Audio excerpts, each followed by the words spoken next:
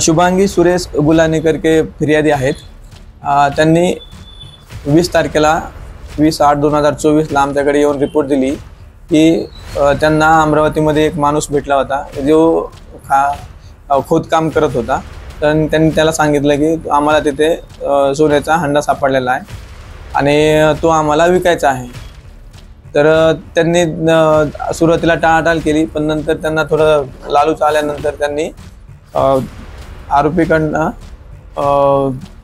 ते घेण्यासाठी तयार झाले। तर त्यांना सांगितलं की आमच्या बहिणीचं लग्न आहे आणि आम्हाला 5-6 लाख रुपयेच पाहिजे, आम्हाला काही जास्त पैसे पाहिजे नाही। मग ते कमी पैशामध्ये असल्यामुळे ते तेवढे पैसे जमत नव्हते त्यांच्याकडे, ते नाही म्हटले। तर मग त्यांनी नंतर सोनं मोडून तुम्ही पुन्हा पैसे द्या असं सांगितलं आणि त्याच्यावरनं त्यांची फसवणूक केली आहे। 3 लाख रुपयामध्ये त्यांचा व्यवहार झाला। तरी कॉटन मार्केटच्या गणेशपेठ हद्दीमध्ये कॉटन मार्केटला हनुमान मंदिर आहे, तिथे हा प्रकार घडलेला आणि फिर्यादी हे घाबरल्यामुळं पोलीस स्टेशनला आले नाही आणि अमरावतीला निघून गेले। त्याच्यानंतर त्यांना पोलीस स्टेशनला येऊन रिपोर्ट दिलेली आहे। तर आरोपीचा शोध सुरू आहे। 3 लाखाची फसवणूक झालेली आहे सदर महिलेची।